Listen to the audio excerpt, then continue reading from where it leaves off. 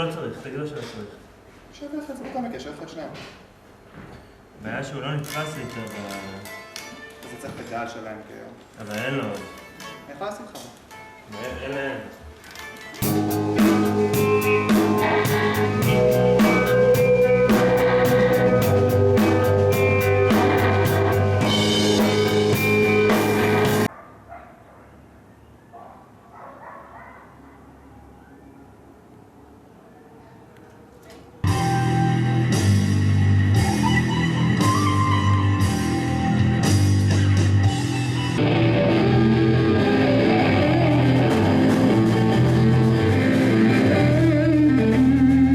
Outra coisa que eu odeio é quando alguém compra o CD, compra o CD e fala assim, tem que dar uma força, né? Não, tem que dar uma força porra nenhuma, cara. Você devolve o CD, toma o seu dinheiro. Eu não quero que compre para dar força. Eu, quando compro o CD de uma banda que eu gosto da banda. Eu quero aquela banda, eu quero aquele disco. Mas para dar força, não precisa comprar.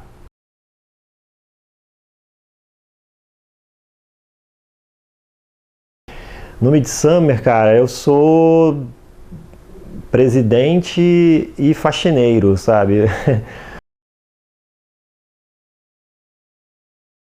O Midsummer, quando ele surgiu em 1989, ele era um fanzine. Naquela época dava pra dizer que eu tinha uma galera, uma equipe talvez, que me ajudava a fazer o fanzine. Era meio que, cara, o que você vai fazer esse final de semana? Não tem nada não, chega aí, a banda... O Drivelers vai ensaiar e a gente fica aqui fazendo fanzine. Era meio isso, sabe? Em 94 o fanzine, o fanzine passou a publicar, né, a encartar dentro do fanzine umas edições em fita. Mas aí isso deu tão certo, assim, de que causou né, as pessoas gostaram, acharam a ideia legal e tal, que eu resolvi meio que abandonar o fanzine e transformar ele numa gravadora, naquela época, gravadora, entre aspas, de fita cassete, assim. Eu sou o Elson, eu sou... O que a gente vai se decidir? Eu sou diretor administrativo da Sinewave. Certo. E eu sou o Lee Paus, eu sou diretor artístico da Sinewave. A gente tá inventando os cargos agora, viu? Só pra... a gente começou em 2008 porque a gente notava que a gente já tinha banda, já tocava junto, a gente tocava... Eu sempre toquei na Herald, na banda que eu toco até hoje. E a gente observava que tinha uma quantidade muito legal de bandas no Brasil inteiro que tinha mais ou menos a ver com a gente, fazendo um trabalho um pouco mais experimental, mais diferente, o que a gente chamava de post-rock, né? E que não tinham propriamente um link entre elas. Cada uma estava lá no seu MySpace, no seu trama virtual, e a gente estava pensando uma forma de começar a juntar todas elas. Então a gente começou a ter ideia, será que a gente faz uma festa, um festival, um blog de MP3, sei lá, um podcast? O que a gente pode fazer para começar a juntar essas bandas todas? E aí surgiu a ideia de fazer um selo virtual. Aí a gente achou a ideia boa, começou a fazer, lançamos o site e pronto, o selo estava no ar. E logo depois as pessoas começaram a baixar, começaram a ver que tinha um valor legal naquele trabalho todo, e o selo foi crescendo bastante ali, né? Pra em casa, eu acho. massa. Beleza. Beleza?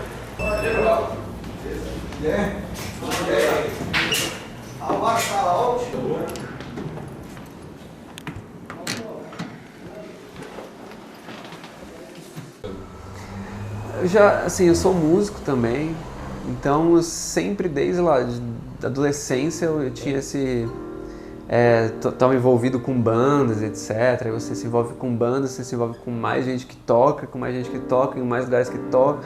Enfim, foi criando uma rede, assim, né?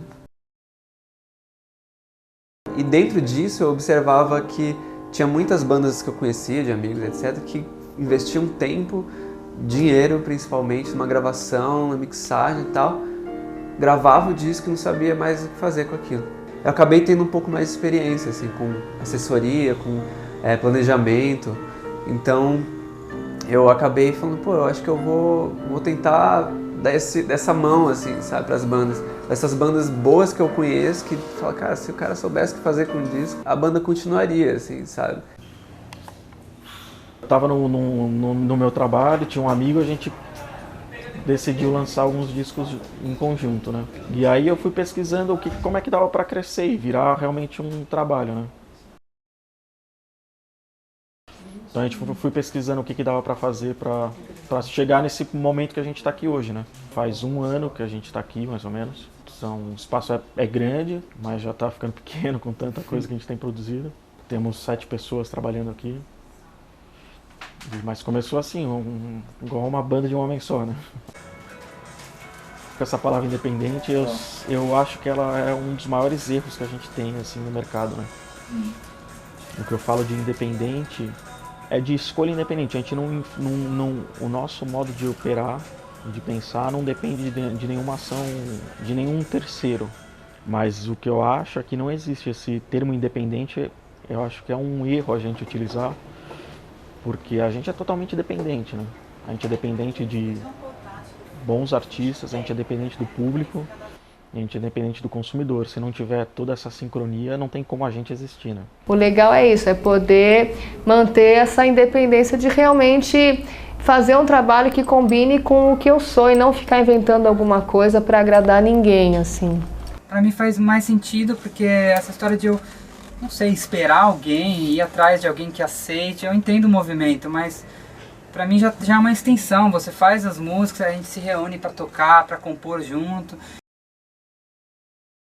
Para mim faz mais sentido poder fazer as coisas, essa liberdade, já que a gente está fazendo o som que a gente quer e tal, ter essa liberdade de dar continuidade no trabalho todo, né? O trabalho não é só tocar as músicas, né?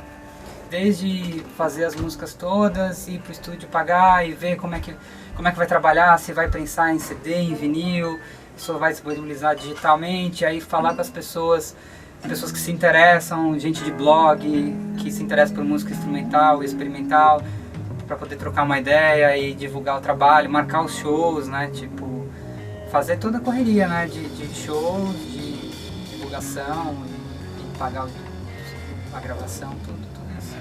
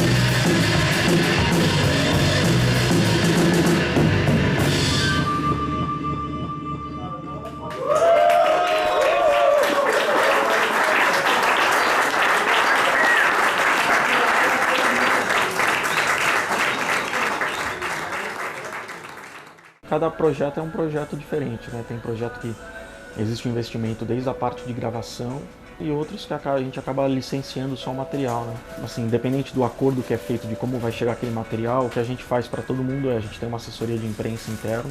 Tudo que a banda vai fazer é divulgado isso, desde para nosso mailing de clientes, para a imprensa, a rede de lojistas do país inteiro. Porque antigamente a banda ia gravar, a hora que ela acabava de gravar, chegava o CD Master na mão dela e ela já postava nas redes sociais. Era algo tipo assim, acabamos, finalizamos o trabalho. E putz, eu olhava aquilo lá e falei, cara, nem começou, sabe? O trabalho começa depois que o disco tá pronto, que é toda a divulgação, é botar a banda pra tocar, a gente fazer a distribuição, fazer com que esse disco realmente chegue pras pessoas, né? Então tem 2 coisas, né? Dois modos que a gente trabalha. O primeiro é fazendo a gravação do disco, então a gente acompanha desde a pré-produção, trabalha em cima daquelas gravações, daquelas músicas, aí a gente vai pro estúdio e aí a gente lança, faz assessoria e distribuição. E tem um outro que a gente só faz a assessoria e distribuição, que a gente já chega o material pronto pra gente, a gente faz o lançamento, faz toda a ação, planejamento. A renda acaba vindo do próprio trabalho mesmo, de assessoria e de gravação. O Felipe, que é o dono do selo, ele era do Finger Finger. Basicamente é isso. Ele era o guitarrista. E o trabalho que ele faz é muito legal, porque ele nos ajuda em vários aspectos, assim, não só como colocar a música, né, nos meios. Ele faz um pouco de assessoria de imprensa, ele nos ajuda a planejar as ações, como que a gente vai lidar e tal, e o que a gente vai fazer, né? É meio ter uma visão um pouco, vamos dizer assim, empresarial dentro de uma coisa artística, né? Que é fazer planejamento, né? Toda empresa, qualquer empresa boa, bem sucedida, faz todo um planejamento de todas as suas ações. E eu acho que uma banda também tem que ter um pouco disso. A gente paga pro Felipe fazer os trabalhos. Porque o serviço de assessoria dele demanda um baita tempo dele, né? E esse tempo tem que ser remunerado, eu acho, sabe? Eu acho que é outra coisa que faz parte da profissionalização do meio. São parceiros, mas que tem as suas coisas, sua família, e a gente tem que prezar isso e prezar o trabalho, assim. Do mesmo jeito que a gente não vai fazer um show de graça, entendeu? Numa situação que a gente não ganha nada com aquilo, sabe? Tipo, eu ensaio, eu trabalho com isso, não é uma coisa, não é uma brincadeira. Eu sei de gravadoras que cobram. Tem esse mesmo jeito de trabalhar, né? Ó, a gente é parceiro e tal, mas eu vou te cobrar por isso aqui. Eu não faço isso porque eu trabalho em cima de uma curadoria e de um gosto musical. Eu só lanço banda que eu gosto. Então tem uma parceria, que é isso, eu fico com uma porcentagem das vendas. E aí varia de caso a caso, mas assim, no digital, a banda fica com 80% e a gente fica com 20% do líquido de qualquer receita. Aí tem umas variações, tipo, se a gente prensa CD, por exemplo, a banda prensa CD, a banda prensou 1000 CDs, eu quero comprar 200 CDs. Os 100% do que eu vender desses 200 é meu, porque eu já comprei o CD, entendeu? Então, e assim vai, entendeu? Infelizmente, não trabalho 24 horas, eu tenho um outro trabalho, eu sou produtor de TV, sou gerente de produção num canal de TV, e essa é a receita que paga minhas contas. A gente tem uma porcentagem de shows, uma porcentagem de projetos, assim, com campanhas, e responsabilidade de produzir tudo isso. E uma porcentagem também de loja com essa responsabilidade. Então é isso. Agora é isso. Tem sugestão de coisa. Você acha legal fazer isso? Acho. Você não acha? Não acho. Beleza, também.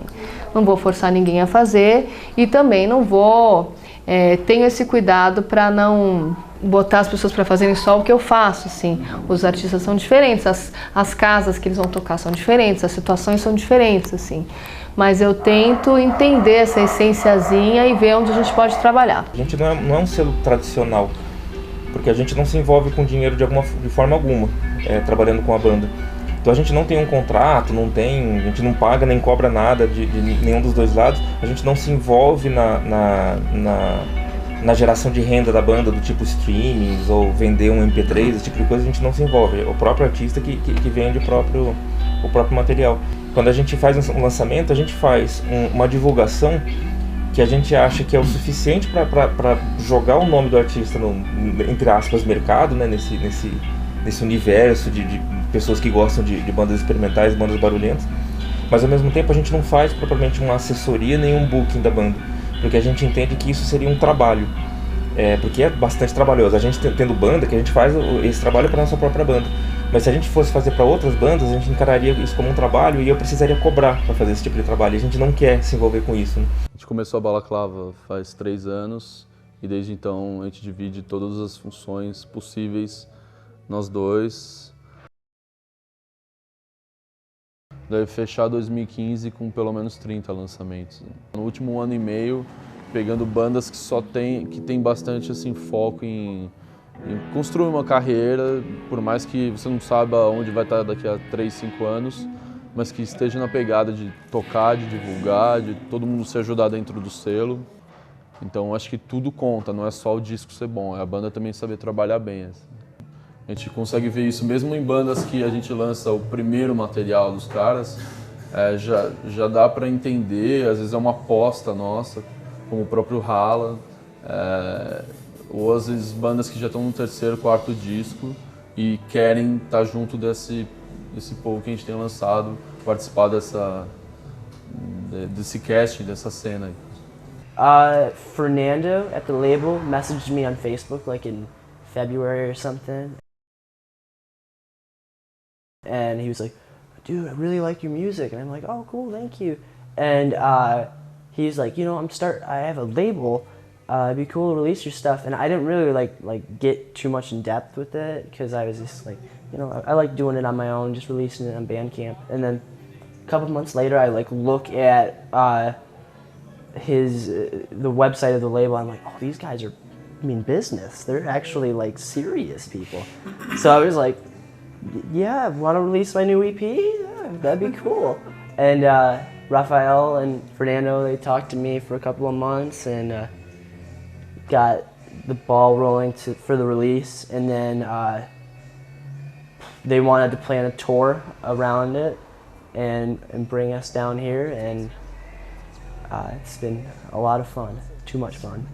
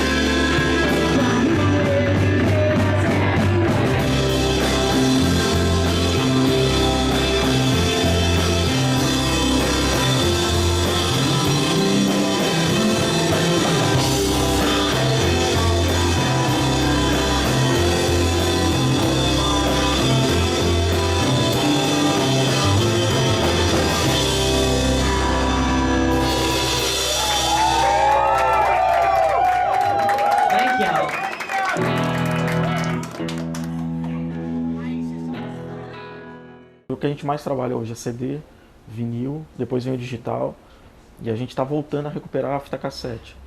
Se for pensar em montagem da banda, o que todo mundo chega hoje é assim, vamos lançar em vinil, né? Porque agora tá na moda, todo mundo quer lançar em vinil. Eu acho legal pra caramba, mas tem um custo de investimento que é super alto, então a gente analisa. O CD hoje é bem viável, a produção, né? Só que acaba a gente batendo a cabeça e falar, putz, isso aqui vai ser vendável, esse disco, né? Vai ter saído esse disco. CDs eu não lanço mais, cara, não lanço. Os CDs que você viu ali, a maioria deles são CDs de bandas que eu cheguei pra banda e falei assim, ó, vocês querem lançar CD? Vocês sabem quem é que vai vender esse CD, né? São vocês, não sou eu. Porque não sou eu que estou fazendo o show, é vocês que estão fazendo o show que estão dizendo que no show tem gente que pede CD. Lá no meu site não tem ninguém pedindo CD de vocês, entendeu? Tá todo mundo muito feliz com as músicas que tem lá para baixar e para ouvir. Então você paga pelo CD. O público do Midsummer Madness, a galera que gosta das bandas Midsummer Madness, vai escutar no telefone, vai escutar no computador e dificilmente vai pegar num CD. É uma coisa afetiva, entendeu? A venda de disco ela ainda acontece principalmente pós-show. Eu monto uma loja na porta assim, do show, com todos os produtos que a gente tem no Rosa Flamingo, e eu atendo os fãs na porta da loja, entendeu? Porque isso você estimula a pessoa a ir conhecer a loja, comprar e ganhar um autógrafo. Porque pela emoção do cara, gostou do show, ele vai querer uma assinatura, assim, senão realmente é difícil essa venda, né? Nirvana, Nevermind, eles estavam pensando, se eu não me engano, ser tipo 60 mil cópias. Eles não estavam pensando que ia ser um grande estouro, assim, sabe? Que ia ser tipo o Nevermind, tá ligado? Sim. Então a gravadora pensou, vamos lançar 60 mil cópias. Cara, se uma banda grava hoje e lança 60 mil cópias e vende 60 mil cópias, cara, o cara ganha disco de platina, sei lá, sabe? Mudou, inclusive essa medição de platina, ouro, já mudou, baixou pra caramba, assim. Então você pensa que, sei lá, em 93, 60 mil discos era tipo, vamos lançar só 60 mil. E hoje em dia o que é? Então você já vê aí qual é a diferença de tempo, ou seja, completamente diferente. E o disco, cara, o disco vai sair tipo uns 40 pau? Com tudo, né? Com a prensagem, com a gravação e a mix. A mix pode sair bem caro. Agora, no momento, a gente tá focado em fazer o disco. É isso. O primeiro passo, faz o disco, tá tesão, tá foda, estamos satisfeitos, legal, vamos mostrar para uma série de pessoas. A gente já tem pessoas interessadas em lançar, o Felipe é uma delas, e daí depois a gente vai ver como vai lançar. Né? Primeiro passo é a internet, eu acho que a internet ajuda bastante nesse sentido de distribuir a música. Primeiro é ter um disco bom, eu acho, né? Acho que é que a gente seja satisfeito, né? Assim, que a gente olhe para aquilo e fale, porra, a gente deu o melhor que a gente podia fazer, isso aqui é o melhor de mim, vamos dizer assim. Eu acho que é basicamente isso. Vamos de novo, tá meio instalado, né? Tá. Coming home, when you coming, when you coming home, when you coming home, Falta isso. come back home, when you coming home. Opa! Acho que foi, hein? Deixa eu ver. Foi boa. Deixa eu ver. Essa tá legal. Deixa eu ver Deixa eu ver as 4 assim, pra ver se não tem nenhuma que destoa. Back home, Vou aumentar um pouquinho mais. when you coming home. I said home, when you coming home. Come back home, when you coming home. I said home, when you coming home. Acho que rola sim, mano. Acho que foi, tá né? Boa, é. Acabou. Vamos dar uma vida nela inteira? Vamos. Pra ver se... Show. Achei bom, cara. Vamos lá.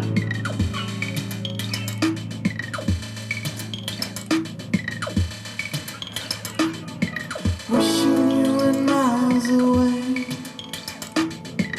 wishing we had time to play, wishing every day to find the words to say, if only you know what you meant. Remember when we used to laugh at more than just the usual past. You know that our eyes clearly in the eyes, the same eyes that refuse to cry. Come back home, when you're coming home. I said home, when you're coming home.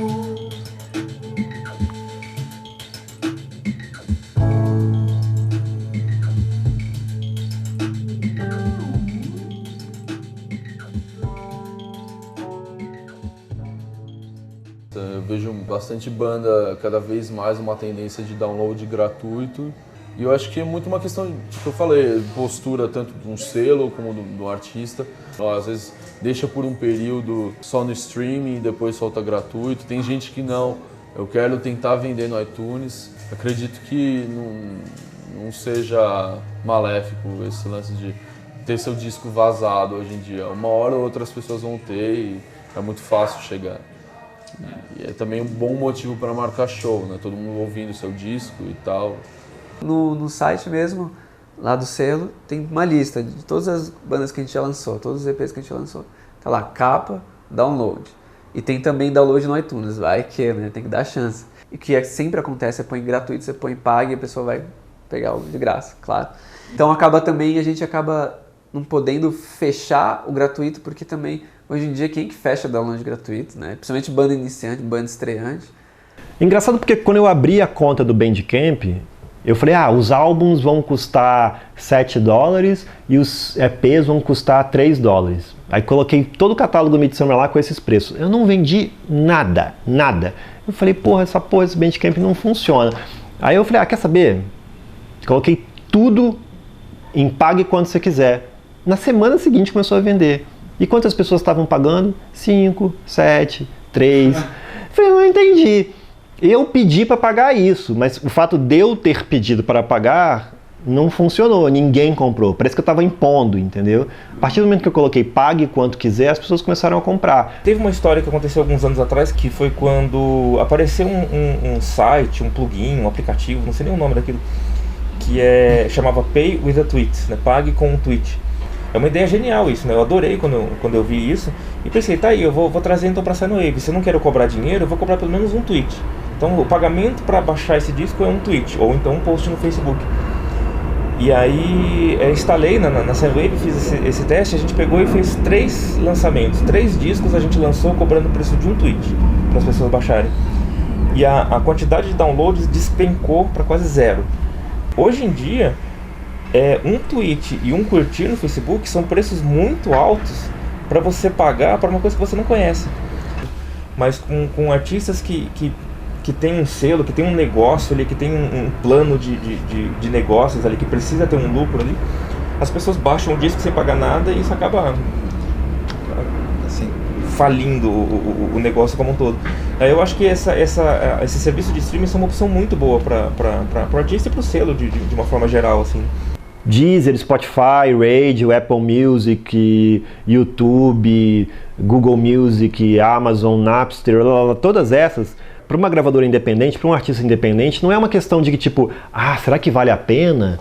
Mas eles estão pagando 0,00001 centavo por cada play da minha música, isso é uma sacanagem. Não é essa a questão. A questão é, você tem que estar lá para ser visto.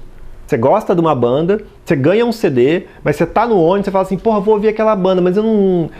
Vou procurar aqui no Spotify. Não tá? Sabe? É uma saída possível, mas também já tem muita gente insatisfeita. Porque vem muita pouca grana pra banda. Porque cai ali o dinheiro, escoa aqui, sobra um pingo na mão do cara. E a renda que gera aquilo é pouca. São décimos de centavo cada play, então... Sabe, por mais que o dólar esteja alto hoje em dia... Hoje, o jeito que as plataformas de streaming distribuem o dinheiro é muito confuso. A assinatura que eu pago pode cair no bolso da Beyoncé. Só que eu nunca ouvi Beyoncé no Spotify. Mas é que eles têm um modo de distribuir o dinheiro lá meio esquisito, entendeu? Se eu estou pagando um mês, mas por algum motivo eu não abri o Spotify aquele mês, para onde é que vai o meu dinheiro? Então assim, eu já vi várias discussões de pessoas falando assim, que não é difícil chegar à época em que esse R$16,90 que você escuta por mês, ele vai ser distribuído milimetricamente para cada banda que você escutou. O Rodrigo Ariel do Midsummer Madness, ele está dando uma mão para a gente e vai colocar todas as nossas músicas nas plataformas de streaming, de downloads também. Vamos distribuir, acho que mais a gente quer que as pessoas ouçam. Começou em 89, a banda, finalzinho de 89 a gente começou, e foram 6 discos que a gente fez. Os nossos discos são muito difíceis de achar, eram tiragens pequenas e tal, mas as pessoas colocam na internet, tem vários blogs que acabam citando, falando da gente ali, e muita gente nova acaba falando pra gente, nunca vi show do Pinaps, queria ver, então a gente achou que seria gentil, uma forma de agradecer todo esse reconhecimento, esse carinho que a gente esperava. E esse show de hoje aqui no Sesc é a última vez, é o último show que o Pinaps vai fazer. Nós vamos, depois de 25 anos, encerrar a carreira, graças a Deus, no Sesc, que é um lugar maravilhoso para tocar.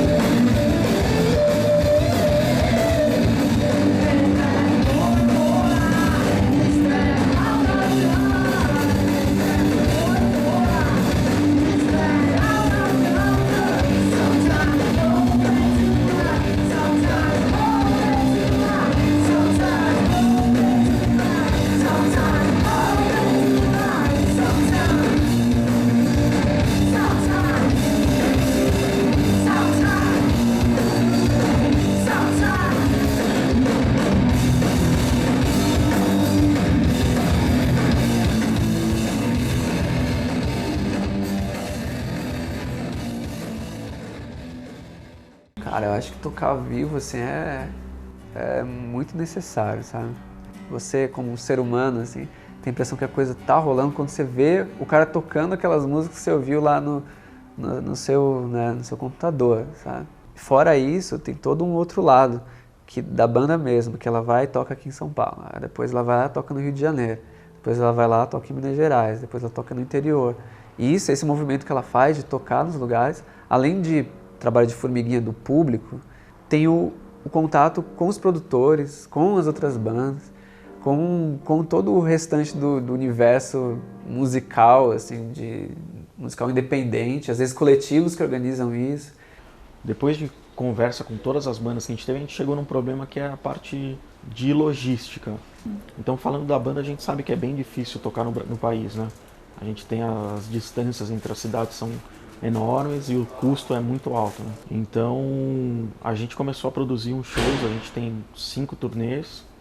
Óbvio, vendo agora, participando, dá para ter uma receita boa com produção de shows, mas ainda não é o nosso foco. O nosso foco aqui é uma gravadora, a gente quer ter essa ideia de produção de disco, de venda de disco. A gente tem um mínimo assim de R$500, que é assim, é um mínimo para eu poder sair de casa e realmente ter alguma coisa, poder pagar um hold, pagar um técnico, mas tudo depende do contratante. Se o cara, é um contratante, uma casa de show maior ou uma coisa mais estruturada, a gente, pede R$2.000, R$3.000. A gente também, aqui em São Paulo principalmente, a gente já tem uma galera que segue a banda. Então muitas vezes quando tem essa coisa de racha a bilheteria, a gente hoje em dia já consegue fazer um esquema legal de tirar uma grana com bilheteria. A última tour que a gente fez esse ano lá nos Estados Unidos também, Nova York e Chicago foram os únicos 2 lugares que a gente fez 2 shows. Todas as pessoas que estavam no show de Nova York e no show de Chicago foram nos 2 shows. Então quer dizer, a galera que não conhecia viu a primeira vez e foi de novo. Muitas vezes eu acredito que eu só conheço uma banda mesmo quando vejo um show deles, né? O disco é mais uma espécie de cartão de visita. Eu acho que tem um artista que ele toca ao vivo, ele tem um investimento um pouco maior na própria carreira, né? Bandas que fazem shows, eles acabam divulgando um pouco mais, assim, a gente nota que a carreira deles cresce um pouco mais quando eles fazem shows, mesmo que sejam shows solos, do que propriamente ficar só no quarto fazendo música, né? A gente teve um festival, inclusive, o Midsummer Madness tinha um festival que se chamava Algumas Pessoas Tentam Te Fuder. Durou de 97 até 2004, se não me engano. E tiveram edições muito rentáveis e tiveram edições de prejuízos, assim, que eu falei, não, cara, porque tá errado isso, entendeu? As pessoas, quando elas vão para um evento, quando elas vão para um show, elas não regulam tanto a grana, digamos assim. É impressionante quando eu tenho uma banquinha de CDs, o cara pega o CD, o cara olha, o cara não sei o que lá. Eu já vi situações assim do cara ficar falando do CD para um amigo lá, cara, esse CD sensacional, maravilhoso, essa banda é foda, não sei o que lá. Põe o CD na mesa e vai embora e compra uma cerveja. Aí você fala, cara, não era sensacional? Por que o amigo não comprou? Por que ele não... Sabe? Por que ele compra cerveja? Então, assim, a lógica do evento e tal é uma coisa de uma... Se for bem feito, se a banda for bem escolhida, e o pessoal da Balaclava faz muito bem, eles trazem bandas escolhidas a dedo, acho que pode dar muito certo, assim, sabe? Quando a gente começou como só selo, a gente viu que a coisa não rendia tão bem para isso. Porque hoje em dia o que a gente ganha mais com a Balaclava é com o show mesmo. São das produções, né? Evento e show. Agendamento de show, produção de evento e projetos culturais. The nice people from Balaclava Records told us, you guys should come play a show in Sao Paulo. We told them, we would like to do that. And they bought plane tickets for us, and the rest is history, as you said. I think our bass player, Sergio, he said there was a really great label in Sao Paulo. They book bands from all over the world. They're doing it right in Brazil. We should work with those guys.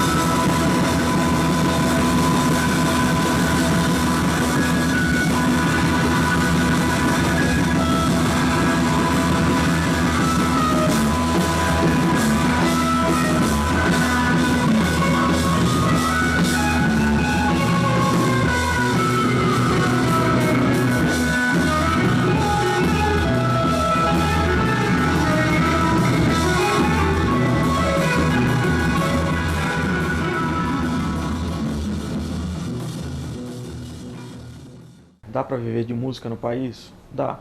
A gente consegue viver. Hoje a gente está numa parte, a HBB está metade do ano e a gente já consegue ver um crescimento bem grande com relação ao ano passado, algo que chega em torno de 75%. E acho que todo mundo que está aqui consegue acreditar um pouco no que a gente faz, e isso estimula a gente a não desistir e conseguindo ir para frente, né?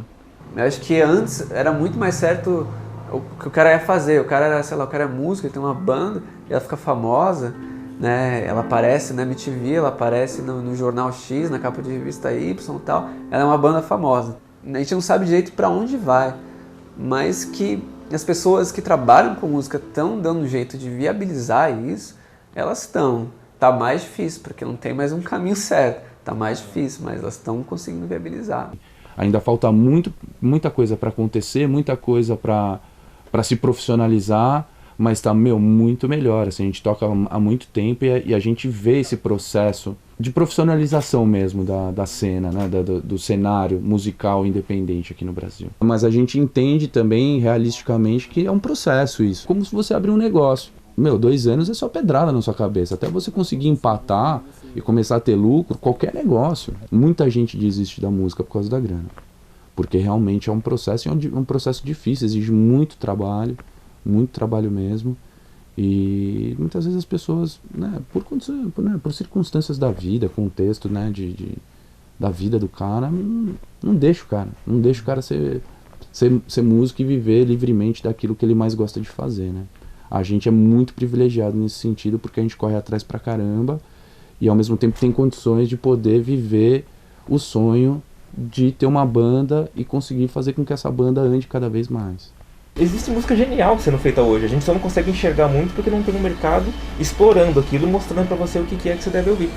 Mas a qualidade musical hoje é maravilhosa. Eu vejo opiniões de vários jornalistas que eu concordo falando a música hoje em 2015 ela é tão boa quanto era há 30, 40 anos atrás. As pessoas que talvez não reconheçam tanto, mas a qualidade é enorme hoje. Não tendo cobrança comercial, pode despirocar, fazer o que você quiser, que se for uma coisa que sangre, a gente vai querer trabalhar junto. Né? Sim. Vejo como a música num momento rico, assim. E acredito que vai ficar assim, mesmo com mais crise ou menos crise de shows. É claro que às vezes é muito difícil você viajar para o Nordeste, fazer turnê, as passagens estão caríssimas.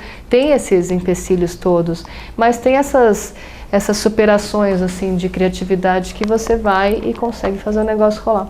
Teve uma vez que eu fiz umas contas e falei assim, cara, foi quando o Midsummer fez 15 anos, se não me engano, 15 ou 20 anos, 15 talvez, que eu falei, cara, esse dinheiro aqui que eu já gastei no Midsummer Madness, eu podia ter comprado um apartamento. Aí sabe aquela frase do Trainspotting, choose a life, choose não sei o que lá, que eu falei assim, apartamento, gravadora, gravadora. O que eu ia fazer dentro de um apartamento sem ter sonho, sem ter ideia, sem ter isso aqui, sem ter música, entendeu? Gravadora, claro que dá um... Ai, caralho, peraí, eu tenho que organizar isso aqui, né, cara? Não dá pra continuar gastando dinheiro assim, sabe? Se acabasse hoje a Balaclava, já ia ser bom pra caralho. Mas tem muito projeto, assim, porque a gente tem muito esse pensamento de se forçar sempre a cada vez mais coisa pra estruturar o nome da Balaclava, pelo menos nesses anos iniciais, assim. É um trabalho como qualquer outro. Você tem sua rede de contato, uma especificidade que você faz aquilo ali e tal. As pessoas vão lhe chamar para tocar, ou vão lhe chamar para gravar, ou para produzir. As coisas, é um trabalho como qualquer outro. A gente está aqui hoje, aí semana que vem o Regis está produzindo talvez um disco, e aí a gente junto está acompanhando um cantor de música pop, e aí vai juntando aqui e ali, vai tocando dias assim. Eu vivo disso há mais de 20 anos. É a mesma guerrilha, é correr atrás, é isso. É tipo, é uma semana por vez e tal, pensando daqui a 2 semanas, daqui a 1 mês e tal, é isso. É bom, não é ruim não. About Balaclava? I think these guys are doing it right. I think it's really good for a place like they Sao got Paulo. us here. Thank you. Yeah. Most people don't do that, you know, there's like some guys in Buenos Aires and they never got us there. So they're not doing it right. But Balaclava are.